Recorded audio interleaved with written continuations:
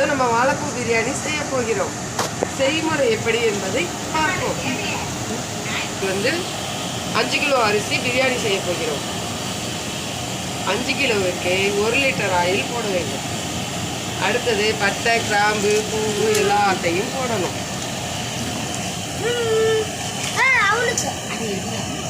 பச்சை மிளகாய், வெங்காயம் எல்லாத்தையும் போட வேண்டும். நன்றாக வதங்கவும்.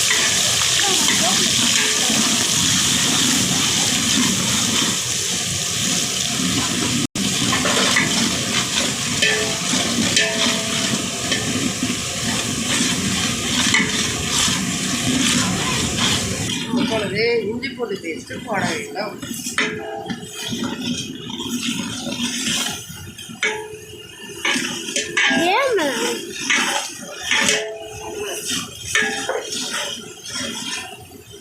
அடுத்து புதினாவை போட வேண்டும்.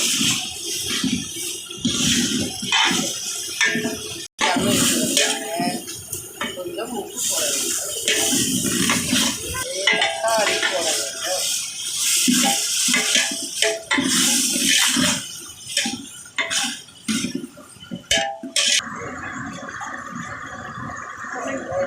மட்டன் மசாலா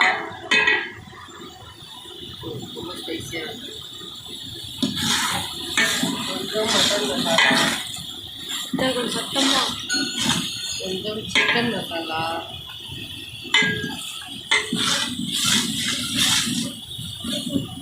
நன்றாக வதங்கட்டும்.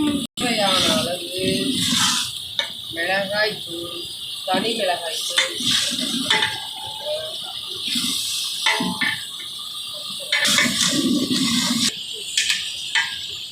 இப்போது வாழைப்பூவை சேர்க்க வேண்டும்.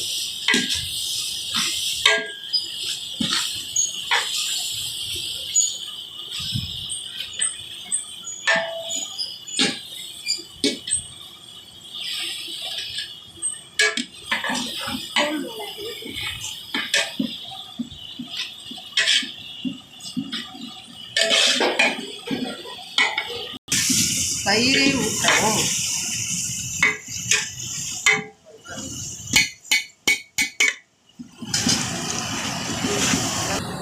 2 லெமனை புளியவும்.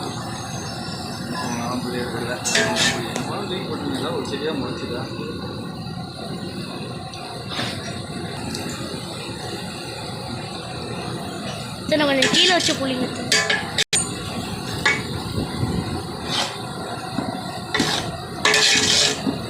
பிரியாணிக்கு தேவையான உப்பை சேர்க்கவும்.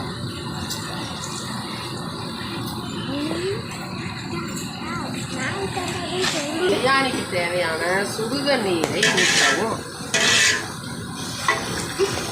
பிரியாணிக்கு தேவையான சுடு தண்ணீரை ஊற்றவும்.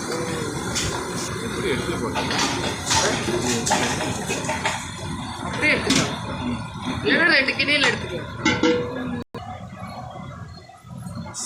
கொதிக்கிற வரையும் மூடியே போட்டு மூடவும். கொதி வர வரைக்கும் காத்திருக்கவும். நன்றாக தலபுலா என்று கொதி வந்தவுடன் ஊற வைத்த பிரியாணி அரிசியை சேர்க்கவும். இப்பொழுது நன்றாக நீரை வடிகட்டி பிரியாணி அரிசி கொதி நீரில் போடவும்.